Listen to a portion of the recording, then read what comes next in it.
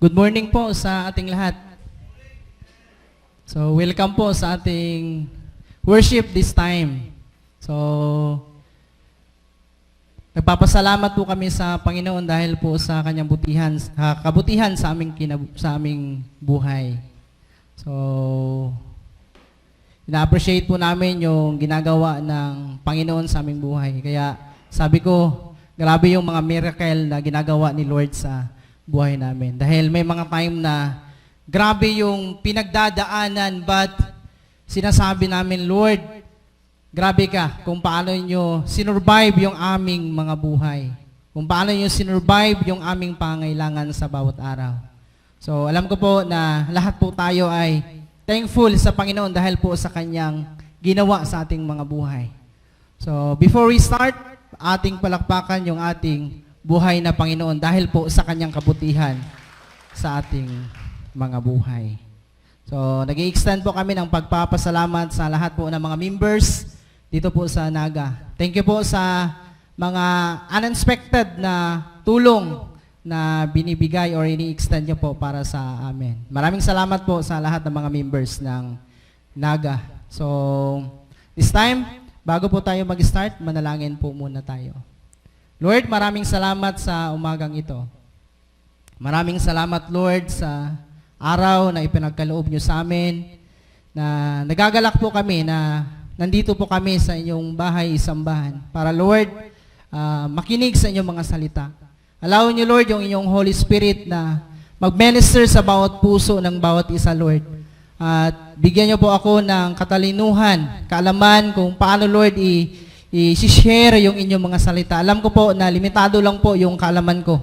But alam ko, Lord, na gagamitin nyo ako in the simple way na pamamaraan. Lord, ingatan nyo yung inyong mga anak na nandito ngayon. At Lord, sana po, meron po kaming malaking matutunan sa inyong mga salita ngayong oras na to. Lord, ibabalik namin ang pagpapasalamat, pagpapuri sa pangalan ni Jesus naming Panginoon. Amen. Noong 2012, si Lynn Hindrange at ang kanyang asawa is nag-picture-picture sila. In the other words, nag-selfie-selfie. Diba? Yun yung ginagamit natin ngayon na time. Selfie-selfie. Then, naka-decide sila na pumunta sa isang lugar or sa tinatawag na work sa summer camp para magtulong sa mga taong nangangailangan or sa mga batang nasa orphanage. So nakadesisyon sila na pupunta doon sa isang lugar, then doon sa work para tumulong sa mga batang nangangailangan, especially yung mga batang nasa orphanage. So sa panahon na pumunta po sila sa kanilang pupuntahan, meron po silang nadaan ng isang batang babae. Then, nakaupo, nag-iisa, nalulungkot. Then, ang ginawa ni Mrs. Lynn Hindrange is kanyang nilapitan yung bata. Then, tinanong ni Mrs. Lynn Hindrange, sabi niya, ano yung pangalan mo? Then, yung bata sumagot naman, sabi niya, ako po si Maria. Then, yung bata hindi po tumingin kay Mrs. Lynn Hindrange. Then, sabi ni Mrs. Lynn Hindrange, gusto ko makita yung maganda mong mukha. Then, agad naman tumingin yung bata. Then, sa time na tumingin yung bata is, merong napansin si Mrs. Lynn Hindrange na mayroon siyang diferensya or meron siyang something terrible wrong sa kanyang kabilang mukha. Nasunog siguro, then yung may kunting diferensya yung kanyang mata. So, to make the long story short, pina-check up siya sa isang Korean doctor. Ang pangalan ng doctor is si Ming Wang.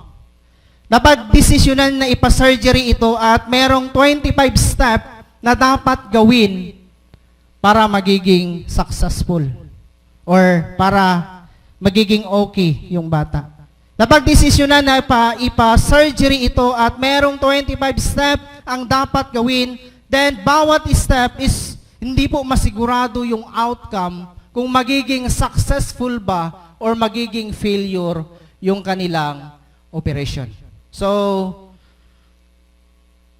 Pero ang isang doktor, nagsabi siya sa kanyang sarili na posible na maliit lang yung tsansa na mapagaling yung bata. Pero ang mindset ng isang doktor, sabi niya, pero naniniwala siya na ang Diyos ay powerful at may kakayahang maging posible ang mga imposible. Sa time na natapos ang surgery, laking tuwa nila dahil nagiging successful sila sa kanilang operasyon. Sabi ng isang doktor na ang Panginoon talaga ang nag-create ng kanyang plano para magiging successful ang kanilang ginawa. Then sa time na nagiging okay ang lahat, tumingin si Maria sa salamin at sinabi niya, I am so pretty. Maria looked back again sa mga pangyayari sa kanyang buhay. Kumbaga, hindi niya po na-imagine kung paano po nag-work yung Panginoon sa kanyang buhay. Para kay Maria, parang sa tingin niya, imposible na mangyari.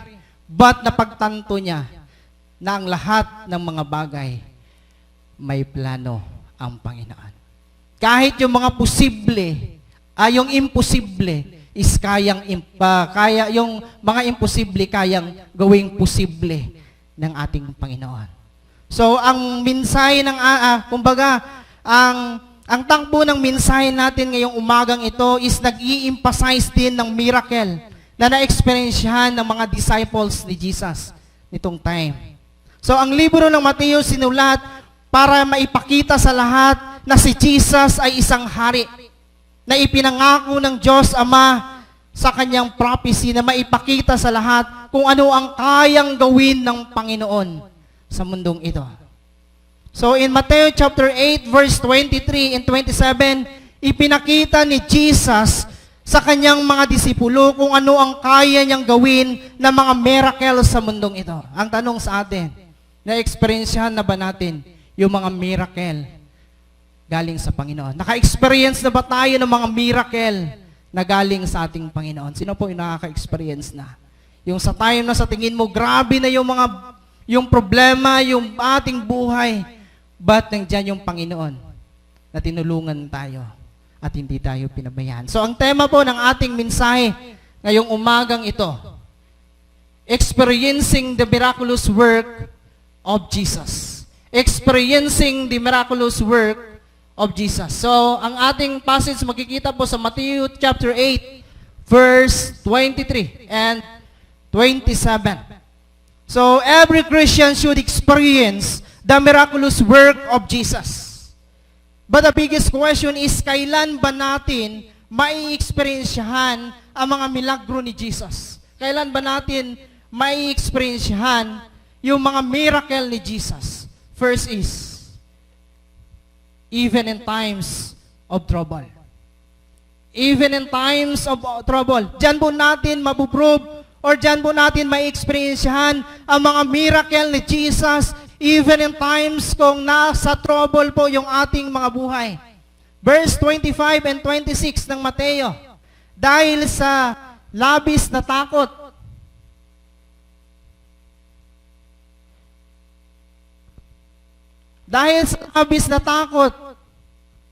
si Jesus ay nilapitan at ginising ng mga kanyang alagad. Sabi nila, Panginoon, tulungan ninyo kami. Lulubog tayo, sabi nila.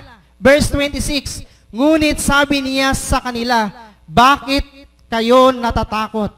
Napakaliit naman ng inyong pananampalataya. Bumangon siya at pinatigil ang hangin at ang mga alon at bumuti ang panahon. Lumapit sa kanya ang kanya mga disipulo dahil sa sobrang takot na kanilang naramdaman o kanilang nararanasan. Dahil that time, malapit na silang malunod at wala silang ibang malapitan kundi si Jesus lamang. Sa time na humingi sila ng tulong kay Jesus, agad naman itong nag-response dahil that time nakatulog si Jesus. In verse 26, ipinakita ni Jesus ang kanyang kayang gawin o ang kanyang authority sa pamamagitan ng pagpapatigil ng mga alon at hangin sa pamamagitan ng salita lamang. Binigyan niya ng solusyon ang takot ng kanyang mga disipulo at immediately nagkaroon sila ng kalinawan. Dito simple nagpapahiwatig, mga kapatid, or nagpapahiwatig sa kanila na walang hindi kayang gawin ang Diyos kahit pa ang mga trouble na nangyayari sa kanilang mga buhay. Diyan na proof kung paano nag-work, kung paano gumawa ng paraan or aksyon ng ginawa ng Panginoon. Then sa buhay din natin, mga kapatid, dito sa mundong ito, maraming mga pangyayari ang nagaganap sa ating buhay. Grabe ang mga trouble, mga problema, ang ating pinagdadaanan. Siguro ang iba sa atin may mga panahon na nakakaranas tayo ng pait, kahirapan ng ating sitwasyon at nafe-feel natin yung bigat na ating pinagdadaanan. Katulad ng mga disipulo ni Jesus, sa time na naka-experience sila ng trouble sa kanilang buhay, wala po silang ibang hinilingan or hiningian ng tulong, kundi kay Jesus lamang. Meaning, mga kapatid, na kung nakakaranas man tayo ng matitinding pagsubok, isipin po natin palagi na nandyan yung ating Panginoon na handa tayong tulungan at hindi po tayo pabayaan. Yung dapat lang natin gawin is di po tayo matakot dahil nandyan po yung ating Panginoon. At kaya niyang solusyonan yung mga bagay na ating pinoproblema sa ating buhay. Ang rason lang kung bakit hindi nasusolusyonan yung ating problema, kasi natatakot tayong lumapit sa Panginoon. Ang Panginoon, kahit gaano pa kabigat yung mga problemang ating pinagdadaanan, kayang solusyonan ng ating Panginoon yan. Basta lang kumapit tayo sa pag-asa at isasabi natin, Lord, alam ko na hindi niyo po ako iwan. Alam ko, Lord, na sa lahat ng battle na aking nararanasan sa aking buhay, alam ko po na nandyan po kayo at hindi niyo po ako iiwan. Mga kapatid, ito po dapat nating tandaan. Kung bibigyan ka ng Diyos ng problema na kasing laki ng barko, huwag kang matakot or mag-alala. Alam mo kung bakit? Dahil bibigyan ka rin ng Diyos ng solusyon na kasing lawak ng dagat. Yung problema natin minsan parang barko. Grabe yung tingin natin, parang barko na yung laki.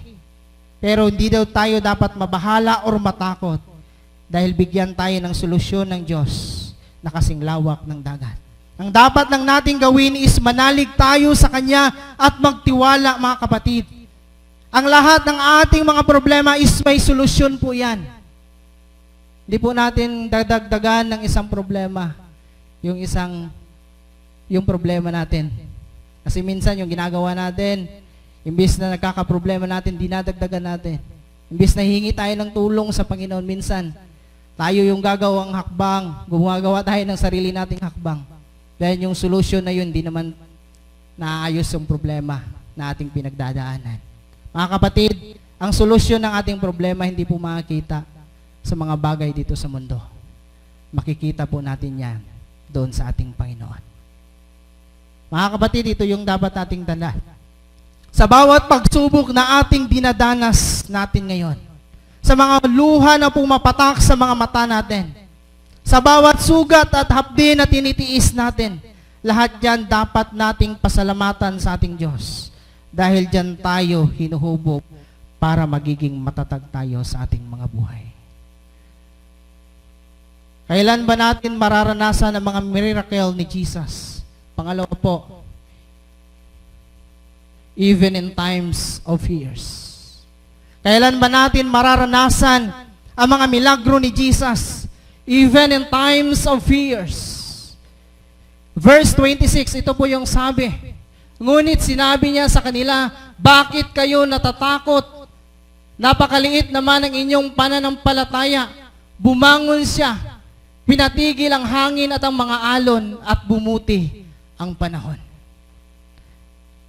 Nakita ni Jesus na grabe yung struggle, yung takot ng kanyang mga disciples. At sinabi ni Jesus sa kanila, napakaliit naman ang inyong pananampalataya. Dito gustong patunayan o ipaintindi ni Jesus sa kanyang mga disipulo.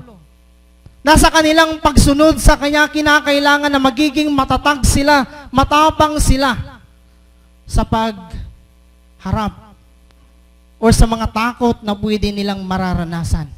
At sa kahit anong pagsubok na darating sa kanilang mga buhay, isipin po nila palagi na nandyan siya At basta lang ang dapat nilang gawin is paniwalaan lang nila kung ano ang kayang gawin ng Panginoon sa kanilang buhay.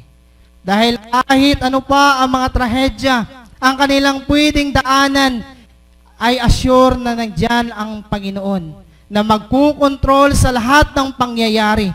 Ito po simple nagpapaintindi sa kanila na kung kasama nila ang Diyos sa kanilang buhay, wala silang dapat katakutan dahil kasama nila ang Panginoon.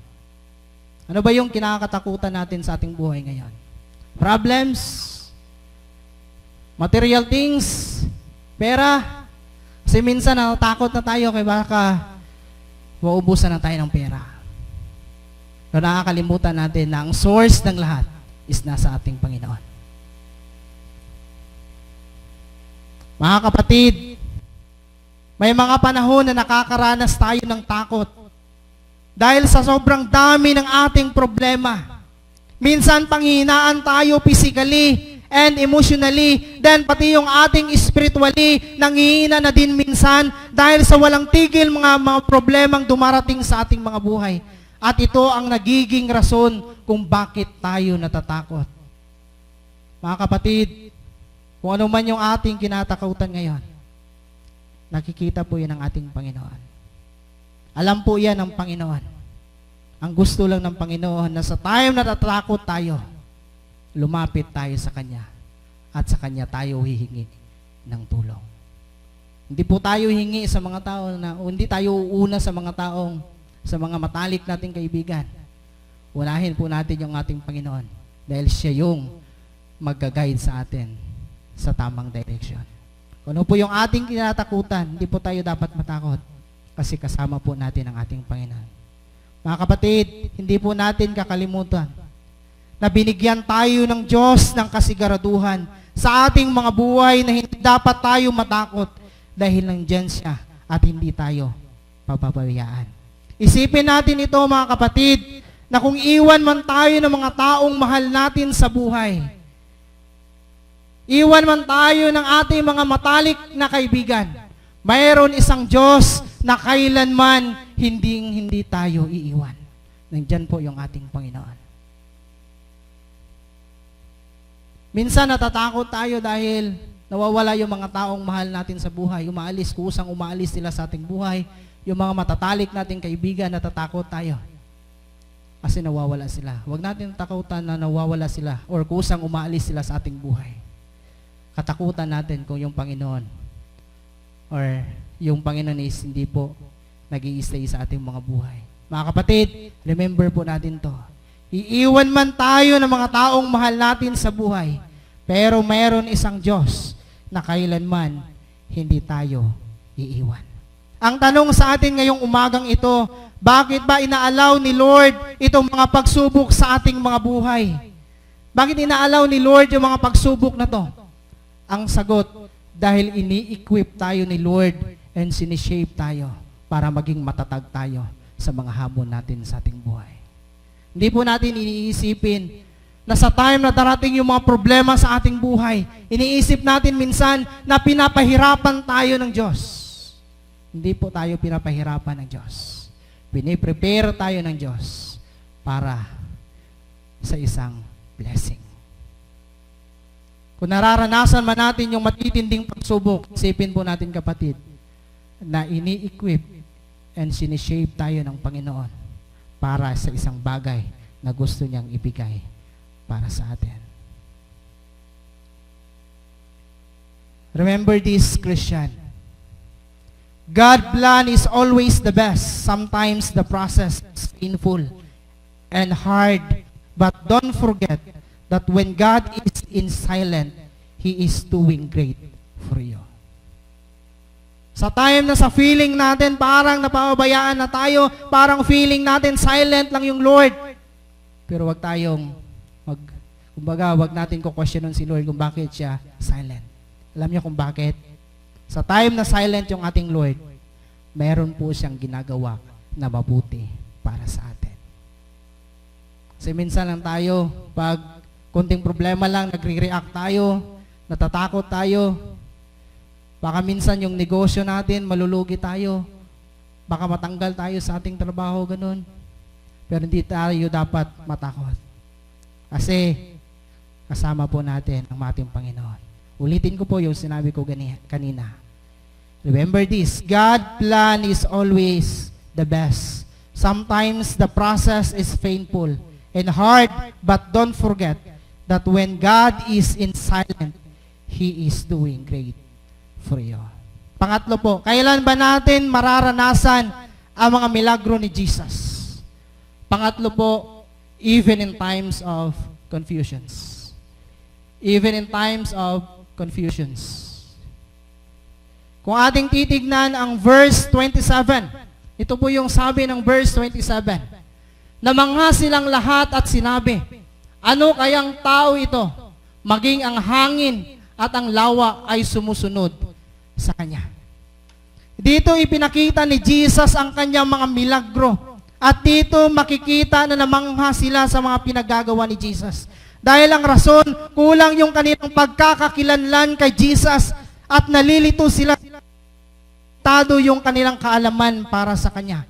In verse 27, namangha silang lahat at sinabi, ano kayang uring tao ito? Maging ang hangin at ang lawa ay sumusunod sa Kanya. Sa panahon na ito, binigyan sila ng kalinawan ng kanilang pagkamangha sa pamamagitan ng Kanyang pag-reveal ng Kanyang sarili sa kanila para kanilang malaman or paniwalaan siya. Na siya ay hindi lamang ordinaryong tao, kundi Diyos na makapangyarihan at Diyos na kanilang tagapagligtas. Mga kapatid, sa buhay din natin, may mga panahon na namamangha din tayo sa mga ginagawa ng Diyos sa ating buhay. May mga panahon na grabe yung hirap na pinagdadaanan natin sa ating mga buhay. Pero minsan namamangha tayo sa Kanya. Kung paano niya sinusolusyonan yung mga problemang ating pinagdadaanan. Mga kapatid, patunay lang na ang ating Diyos ay totoo. Hindi po fake yung ating Diyos, kundi totoo siyang Panginoon. Dahil sa time na nagdudurusa tayo, sa time na naghihirap tayo, pinapatunayan talaga ng Diyos at pinaparanas sa atin yung Kanyang mga miracle sa ating mga buhay. Kaya dapat lang mga kapatid, na paniwalaan natin siya na kaya niyang baguhin ang mga bagay na nangyayari sa ating mga buhay.